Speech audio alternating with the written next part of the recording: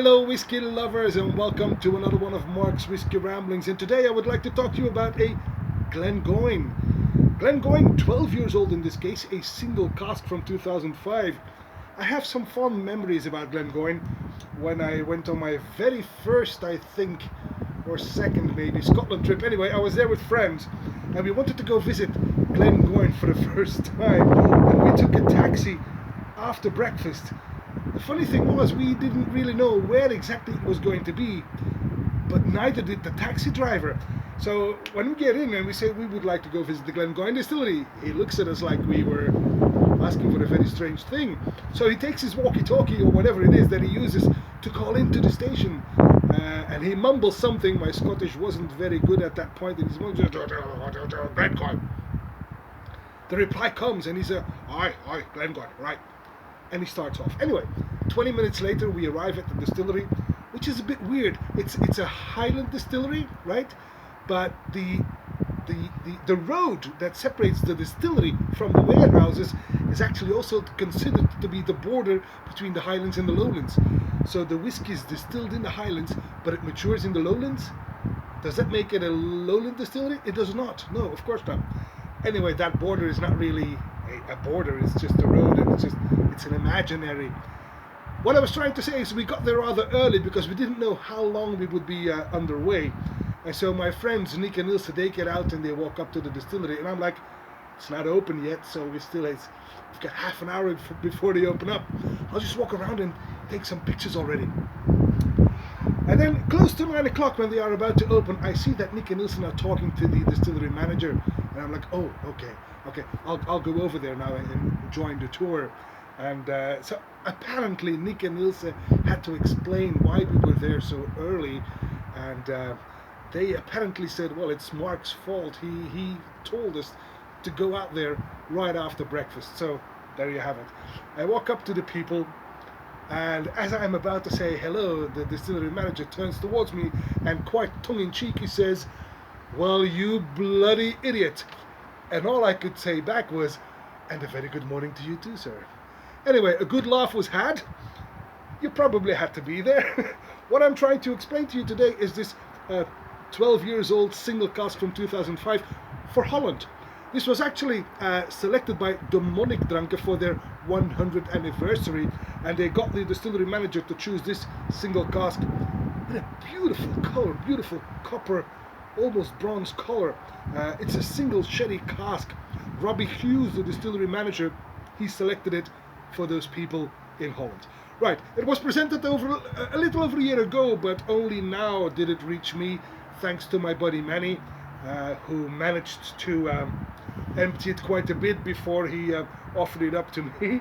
I'm not complaining, mind you, Manny, I'm not complaining. I'm saying thank you for leaving so much in the bottle. That's what I'm trying to say. Single cask, 12 years old, distilled in 2005 and bottled at 56% ABV. So without further ado, let's give this one a go. On the nose. Now that is a dark and sweet nose. That is deep sherry. That is figs, raisins, some dates, candied sugar, cherries, and the whole is sprinkled in warm caramel. Oh, the alcohol is pretty well integrated. I don't get any burn here.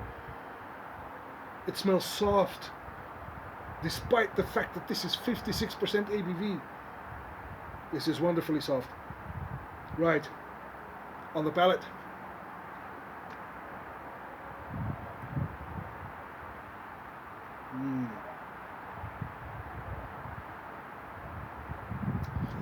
It could do with a little bit more body though.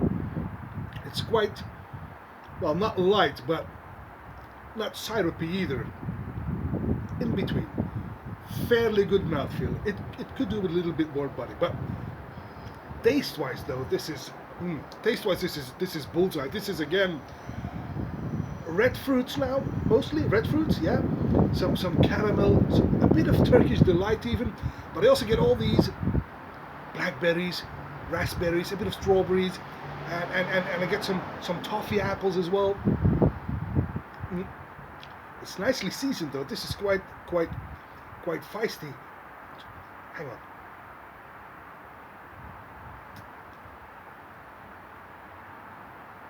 Cinnamon, cloves.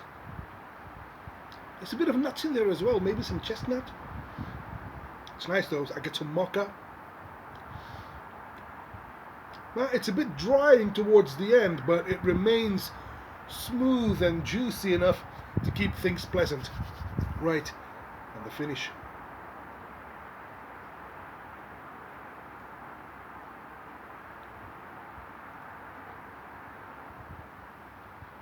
The finish is a nice continuation of the palate. Fades gently, but just a tad too quickly to my taste. Come on, hang in there. It's a lovely, lovely single cask.